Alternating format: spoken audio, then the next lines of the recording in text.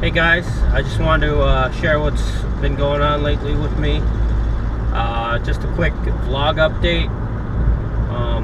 Been looking for a replacement car for my wife, who, if you remember a little bit back, when a tree fell on my Lotus, it actually fell really more on my wife's car, which ended up getting totaled. So the insurance company gave us not that much money, to be honest, considering the mileage of the vehicle. The 09 Sonata that my wife had, roughly 60 something thousand miles. Engine was in great shape, maintenance was done, and yeah, they really didn't give us much, about $7,000-8,000, which I could have gone and found a sort of similar vehicle, but to be honest, looking ahead, planning ahead, thinking about an SUV. My wife really wanted an SUV, and so we started looking for a few online. Yesterday we went to go check out a few vehicles and took some test drives. Unfortunately, I didn't have a chance to film any of it because of time restraints. Really, we were in and out so quickly that I didn't have any time to get any footage.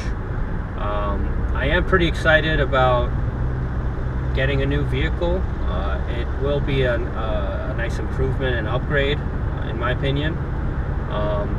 We looked at a few Lexus RXs, and I know they're as vanilla as they come, especially in the area that I live in. You blend right in and you'll become completely invisible, but that's kind of what I want. The things I'm looking for in an SUV are about mid-size SUV with the following features are required, which is a backup camera and heated seats. But overall, I need the dependability for the car because I plan on keeping it long term, which is why I'm looking at the Lexus. My family's owned two Lexuses in the past, and only got rid of one of them because it was from 1990.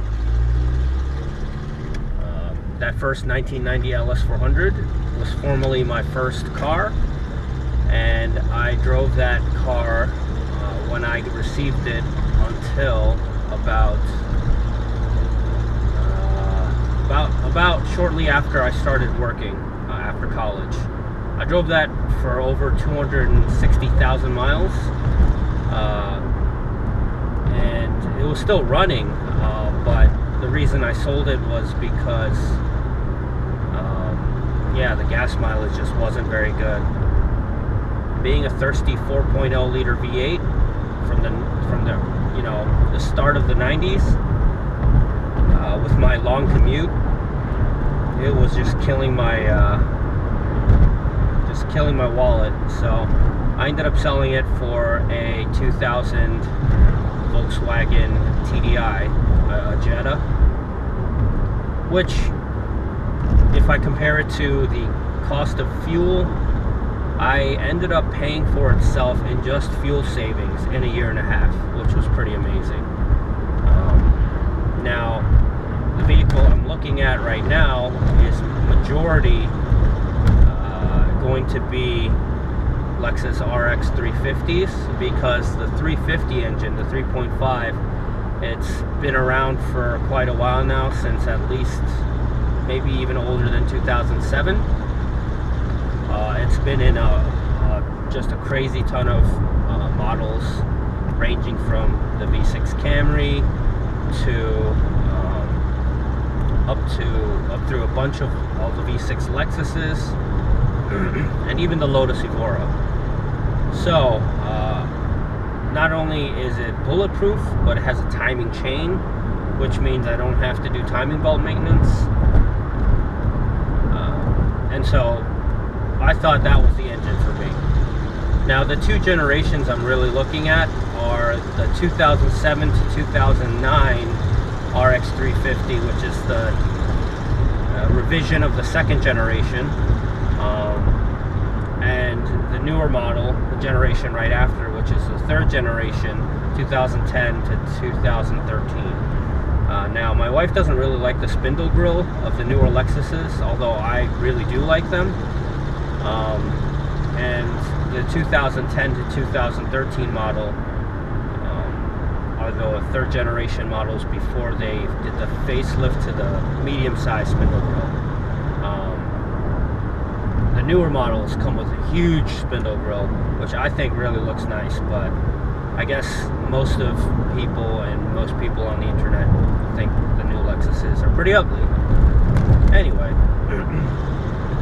so we went to check out two vehicles yesterday. One was a 09 RX 350, older generation. Didn't come with a backup camera, so unfortunately we had to pass on that. Had some body damage, which is to be expected. I live near New York City, and so most of the vehicles around here have some sort of, city-related parking scuffs and rock chips and things like that, because everybody outside the city, where I live in New Jersey, yeah, when you get on the highways and stuff, you get a lot of rock chips. So the first one, I crossed it off our list, even though we managed to do some preliminary, price haggling. Got it down to a reasonable amount, but my wife was just not too happy with the exterior condition, and she really wants the more updated features. Now, the new one we looked at was a 2010 and a 2012, but I quickly marked off the 2012 because as soon as I sat in it, it had cigarette smoke smell, and that's a deal breaker for me. I'm very sensitive to that. Now, the salesperson assured me that they have some chemicals that'll get rid of that, but from my experience, if it's set in pretty deep, it's hard to get out. So yeah, I decided to just skip that altogether.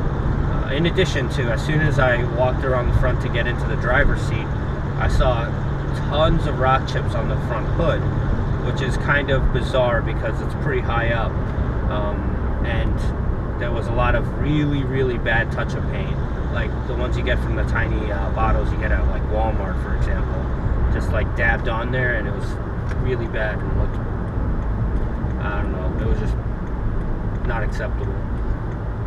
So the second one we looked at was the 2010, which my wife really liked. She thought that the newer features, the newer model, really was a big improvement over the 2009. I myself didn't see too much of a difference. I think I'll put another video up just describing the differences that I saw, the major differences between the 2009 and the 2010. But for me, I really enjoyed the seats in the 2009 Gen 2 way more than the Gen 3. I felt like the Gen 2 seats were bolstered way better than the Gen 3, and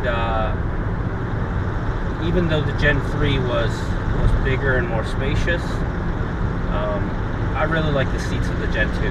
But since I'm not going to be dailying that car, and my wife will, really she's the deciding factor.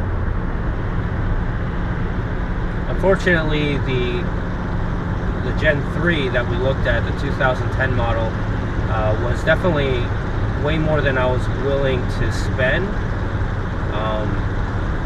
especially since the condition of the vehicle. The rear quarter panel on the right side had been definitely dinged up to the point where the reflector was popped out, or popped in technically, and the bumper damage was going to have to be fixed. The dealer said that they would quote me $750 for the bumper replacement. And then on top of that, unfortunately, this dealership has a very hefty $2,600 prep fee, which on top of the already high price of the vehicle, just put it out of what I thought was reasonable. Mileage was really low on the second model, the 2010, but because at under 50,000 miles, but you know, these engines go for a crazy long amount of miles, so I'm not really worried about the mileage. If I can snag a 100,000 mile vehicle for significantly less, why not, you know? I expect RX 350 engine to last at least 250,000 miles. So yeah, I'm going to be searching for a little bit longer, but if you guys have any suggestions for a better vehicle, a mid-size SUV that gets fairly good gas mileage, although that's not really a deal breaker, but what is a deal breaker is a back camera, heated seats, and exterior styling needs to be, I know which is subjective, but needs to be fairly good. So if you guys have any better suggestions, my budget, I'm trying to stay around $15,000 or less, but if you have any better suggestions that are a little bit more, but are just that much better, please put them in the comments below. I hope you like, subscribe, and check out some of my other videos. And I know I haven't been posting much recently, but I had a trip to Nicaragua that I just got back from last week, which I had to get ready for, which prevented me from really making too many more videos.